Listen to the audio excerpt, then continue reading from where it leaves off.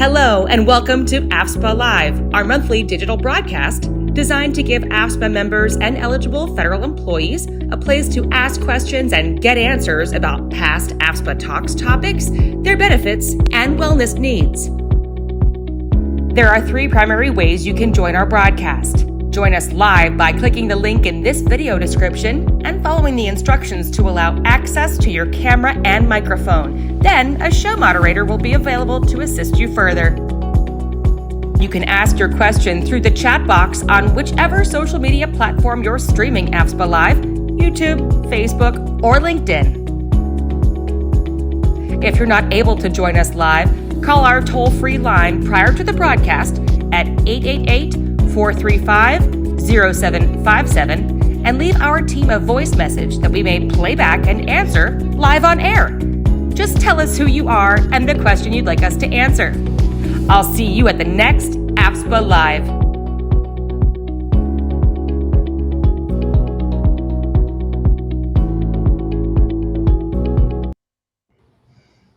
Hi, everyone. Welcome to AFSPA Live. AFSPA Live is a live Q&A broadcast session that we hold every last Thursday of the month at 11 a.m. Eastern. My name is Maddie Norton. I'm a communications coordinator at AFSPA, and I'll be moderating the show today. And today we will be discussing back-to-school mental health. We have our COO, Kyle Longton, with us, and we have mental health therapist Jody Harris with us, and I cannot wait to talk about the topic today. So, Kyle, if you want to get us started. Yeah, thank you very much, Maddie. And Jody, thank you for being here. For listeners of our podcast, Jody's voice, at least, will be familiar.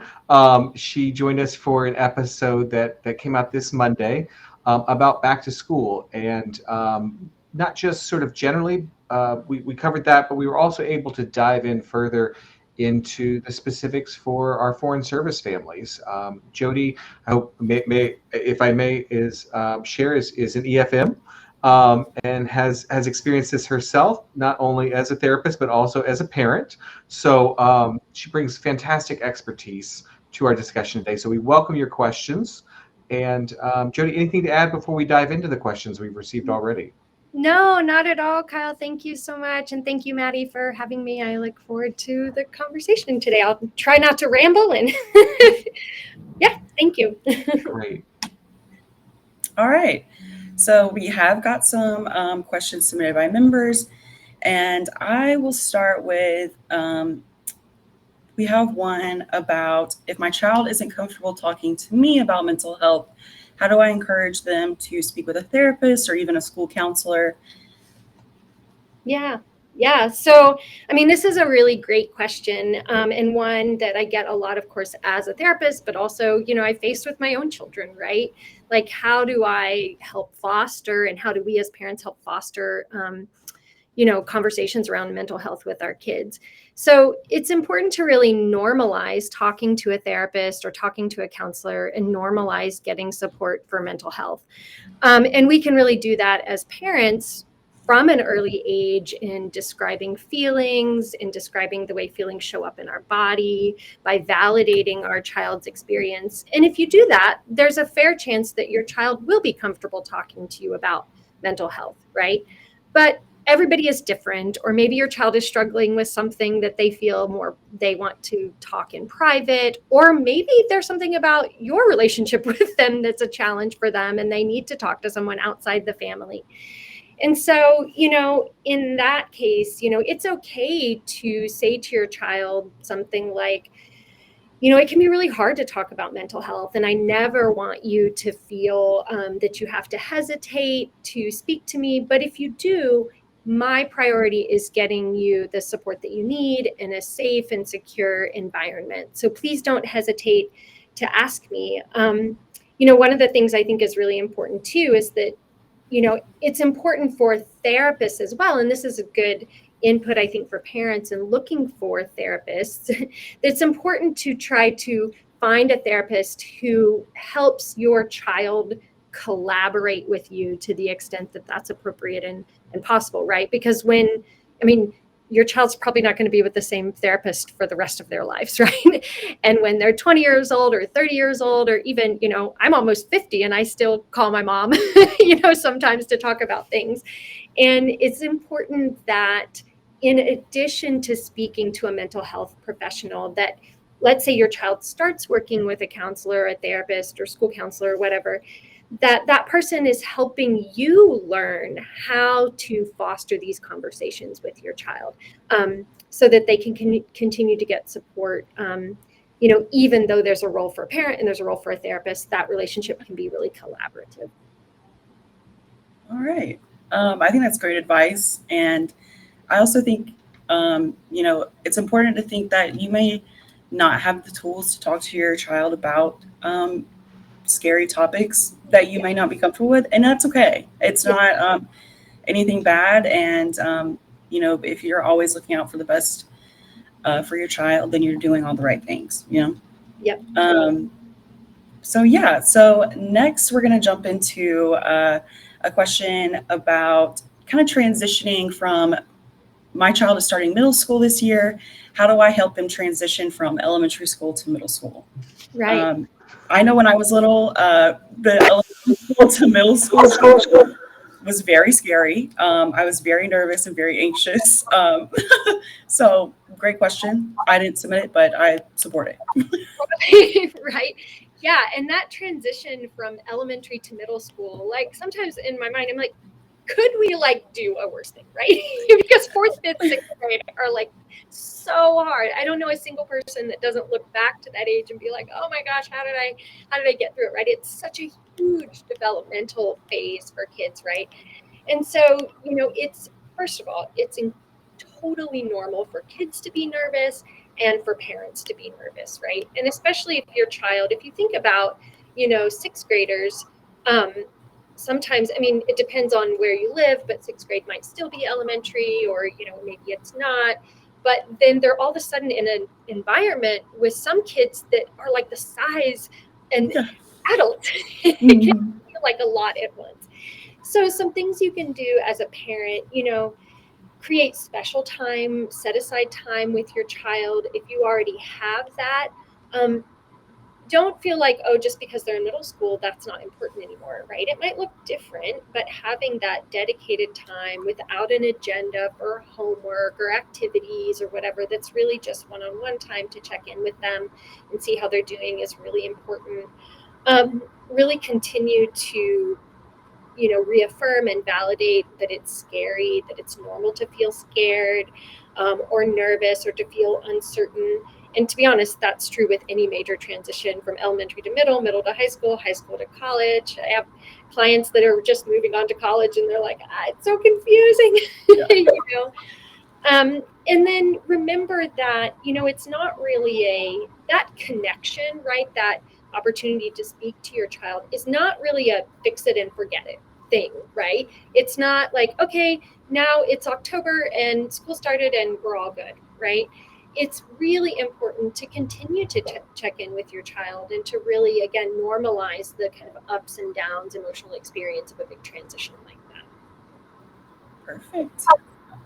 On the same topic, being a part, most of our members are foreign service, or all of our members are foreign service. And so we experience a lot of our members transitioning across the country to new countries. Kyle or Jody, do you have any advice for kids or parents that are experiencing this major transition? Yeah, I can say that really the advice is kind of the same. That connect with your child, provide the space for them to talk to you about their experience. It's important too, when you can, to kind of talk about that in advance, right? Don't wait till they've started school, but, at the end of the previous school year or before the move, like, hey, what are you nervous about? What are you excited about? What will look the same? What will look different? So that dialogue and that preparation, even things like with younger kids, rehearsing the first few days of school, like, what are you going to do in the cafeteria when you are not sure who to sit with, right? Can you practice with me? And it might sound silly, but kids really do benefit from those opportunities to really think ahead about what things are going to be like and to even practice if they need to. Of course. All right. And now we're going to jump to, wait, sorry, lost my train of thought. Okay. So another scary thing is kind of the line you have to toe when it comes to social media in your child. I grew up when social media was really kind of blowing up. Like I remember joining Facebook and making Facebook statuses with lyrics of songs. And that was what I was doing on Facebook. But I know that now we have TikTok, we have Snapchat. So, is there any advice on how to talk to your child about social media safety in particular? Yeah, this is so difficult. And as a parent of, tween and teens, I think that, one of the things is, I'll admit that even I find this difficult from time to time, especially because as children age and as they need different connections and as they, for example, with the Foreign Service, they move somewhere else, there's just so much that is not black and white or kind of cut and dry.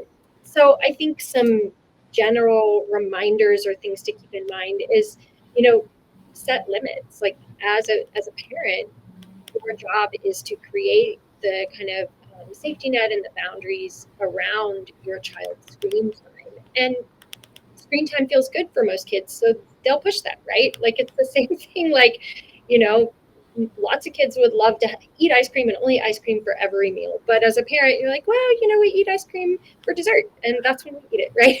And it's the same thing with screen time. There's something that feels really good about doing the thing that's only pleasurable. But as a parent, well, it might feel pleasurable, but it also has some downsides or some challenges. And recognizing too in those limits that, a third grader doesn't need social media, but a 10th grader, especially, I think about like my 10th grader, he's still in very close contact with his friends, not from our last post, but from our post before that. And not having social media with those boys, like they all have a Snapchat group. There's like them. Not having that would be an emotional detriment to my 10th grader because he loves those kids so much, right? And I know their parents and I know the relationship and I'm kind of aware of that, right? So, a third grader is different from a 10th grader and how they approach social media. I think, so that's one thing to kind of think about those limits and how they might change. I think it's also important to explain how social media works to kids. My kids all roll their eyes at me. They think I'm an idiot and I don't know what I'm talking about with social media. But I repeat to them regularly, like social media companies are businesses and they're designed to get you to use their business and to not realize that you're always using their business. And so I even see with my oldest son, despite the fact that he rolls his eyes when I say that, he will now say something like, so I saw this thing on TikTok and don't worry, I looked it up. It's actually true. I read it on CNN. So, because he knows I'm going to say like, really? Where did you find that? Yeah. So it sinks in. And then finally, don't be afraid as a parent to ask them outright. Like, how are you feeling about social media? What are the conversations you're having? Hey, periodically, especially elementary, middle school age, can I see your phone? We weekly do a check-in or, let me check your iPad. Who were you talking to? What was that like? Did something seem weird or scary? And, to continue as a parent to be engaged in that way with how they're using social media. All right. I just want to chime in and say that as a parent of kids my oldest is in 2nd grade and someone who didn't, Maddie, we get it. You're young. No, I'm kidding. But I didn't have Facebook till I was in college. And it definitely ruined spring finals for me. It was a huge time sink. But at that point, it scares me that the whole social media piece with my kids not even approaching that age and not even yet thinking about having cell phones, or they don't even really have tablets to access it. It scares me. So I appreciate this advice, and the idea of like sort of setting parameters, like, no, we're going to check in regularly. We're going to talk about this, and also making sure that they understand it's a company. This isn't just a meeting up with friends in a virtual playground, there are motives out there and other things happening behind the scenes. So I really appreciate that. I'm tucking that away for what I hope is several years from now. On the same topic, it looks like we have a question from the audience. Sarah has asked, what is a healthy time for tweens/teens to be on social media per day? I don't feel that I can answer that in some sort of well-researched or I can say, what I can even share what I personally say with my kids. So it's like between Sunday at noon and Friday after school, they have very limited screen time. I will say this, I have a high school senior and a sophomore, and it's in many ways unenforceable. They have phones, right? And there's not, we just keep educating them and keep up with it. My daughter is in 6th grade, and certainly in that case, she doesn't have a phone. And so she has an iPad, and we have a limited amount of time, like you can be on there doing art, but you cannot be on YouTube, And so those are things that every family has to negotiate. And I am sure that there are people who know the statistics better than me as to what the ideal amount of time is. I know. And I just think about, like I said, growing up, I definitely did not have time limits on my devices. That wasn't a thing. And, it was kind of, if I was keeping it myself, then my parents were content. But I think about it now and how it's become such a big topic, and some of the things that it's just a changing landscape, So I think it's really just up to between you and your child, like you said. How important, Sarah has asked another question. How important is a regular bedtime for school-age children? So routines in general are really important for, people and kids of all ages, particularly elementary age. So having a regular bedtime that in particular includes an evening routine. So, depending on the age, you might have dinner, then you do bath, and then you do reading or parent time, a little bit of playtime, and then you have bedtime. There's going to be exceptions to that, right? Like a family event, or you go to a football game or something like that. But that routine and that regular bedtime, any routine, and which of course includes regular bedtime, is really important for school age kids. And then back to some of our questions that we had submitted previously. Kyle, I'm going to throw this question to you. What are some resources that the Foreign Service Benefit Plan offers for mental health? Oh, excellent. All right. This is what I am qualified to answer. So I will say, since we're talking about sort of back to school, if you're looking for resources as a parent to help your child, or if you're looking for resources for your child, we do partner with Brightline Health. They are considered an in-network provider, and you can go to hellobrightline.com to access that information. They have a library of tools that are out there, as well as coaching services and care services. And you can find out more about that, again, at hellobrightline.com/FSBP. You should be able to access that there, and you can see it on the screen. The team is getting it in the background. Thank you all very much. I'll also mention that we do have some other telehealth resources through Teladoc stateside and through vHealth when you're overseas, and you can access those resources. You can see some of the information there as well as in the brochure. So those are available. And I will also say, just as a parent, sometimes that's not always what you might be looking for, particularly if you're looking for help for your child. And you can go through our network provider search. There's information online. You can also you can see any provider. That's the other thing about Foreign Service Benefit Plan. You have out-of-network benefits, and sometimes that's the fastest way to find a provider, is to find a provider that someone's recommended. This is what I did in my own family when we were looking for some help for my child.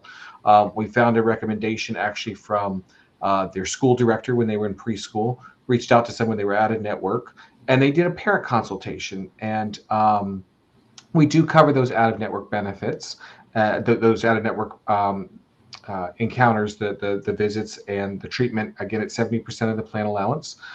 And there are a lot of resources for our members overseas. There are partnerships, including and services available, including from a group like Jody's Active and Connected Family Therapy.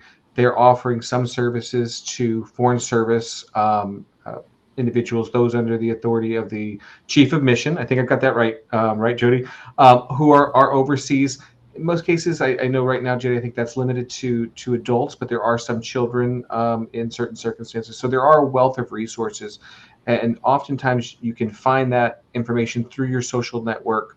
I would imagine you might get recommendations for our foreign service folks through Facebook on something like Trailing Houses and group and so forth. So, and I would also say you can also go to Kids Health is another resource we have. And they have articles. There's not an interactive feature there. There are just some articles that may provide you a starting place to understand sort of changes that children are going through at different times. So, Jody, any recommendations you have? You shared a wonderful list of resources in the podcast on Monday, and so I encourage people to go look for that. But anything you'd add to that list, Jody? No, definitely. I would have said the same thing, and I think it's interesting because I do agree with you that often Trailing Houses, the Facebook group for foreign service families, ends up being a great resource. And even within our practice, we see a lot of referrals coming from there. And we have 5 EFM therapists within our practice who see people both in person here and then under Chief of Mission Authority overseas. And we do see children. That part of the practice is growing. We don't see a lot right now, but we do. So. And there are also other really great providers. So I agree, Kyle, everything you listed makes a lot of sense. Yeah. And I will also just say from experience that personally, I have reached out to a school counselor. I mentioned the school director in preschool, also a school counselor, when we said, hey, there may be some concerns here. Do you have recommendations of resources we should look at, or any support that's available? And that has helped open up some avenues as well, not direct treatment. So there are, look around and look at the resources that are available to you, and make use of the benefits that are available to you as well. Absolutely. And, we've talked a lot about mental health, obviously, and, resources that are available. But what are the signs that people need to look out for when checking to see if their child's at risk for experiencing mental health issues? Yeah, that's a great question, right? So, anyone and everyone is, can be susceptible to struggling with their mental health, right? That's part of the human experience, to experience those ups and downs. And yet we all know that there are times where what felt just like kind of a hard time begins to feel like more, right? And we might need help, or outside help, or a specialist. And so, with your children, things to kind of keep in mind or to look out for, any changes in behavior. Your child suddenly becomes more argumentative or more sad or more isolating, or even begins to behave in any way that seems unusual for them. And that lasts, right? More than a couple weeks. And you're like, something seems a little bit unusual here for my child, or something seems a little bit off. If your child is not able to go about their daily tasks, if they're struggling to get out of bed, and not just because they're a teenager and they kind of want to sleep in, but they're really struggling to get out of bed, their eating habits change, if they are not caring for themselves. It's one thing to have a messy room. It's another thing that if your child feels that they cannot bring themselves to clean up their room. Anything in their mood that is significantly different and seems to linger more than a couple weeks, either sadness or irritability or anger in particular. Another thing that we sometimes look for in kids is if they begin to struggle to bounce back from things that are, setbacks, because everybody has setbacks. You fail a test, you don't make a sports team, you get in an argument with a friend. But if those things tend to seem to have a more significant impact than they did, and your child is struggling to overcome them. And of course, with older kids looking for drug or alcohol abuse or other behaviors that are, legal behaviors, getting in trouble, stealing, things like that, something might be going on.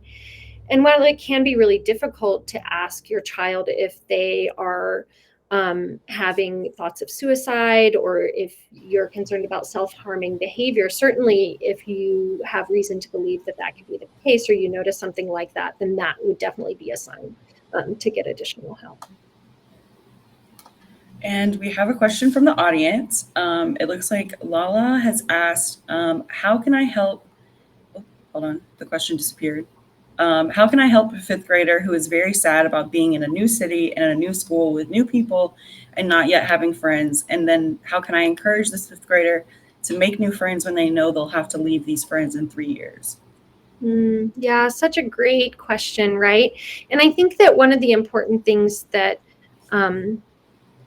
we face as foreign service families, I often tell the foreign service families I work with is, you might be used to this, right? You might be used to the moving. Even your kids might be used to the moving, but it is actually not normal.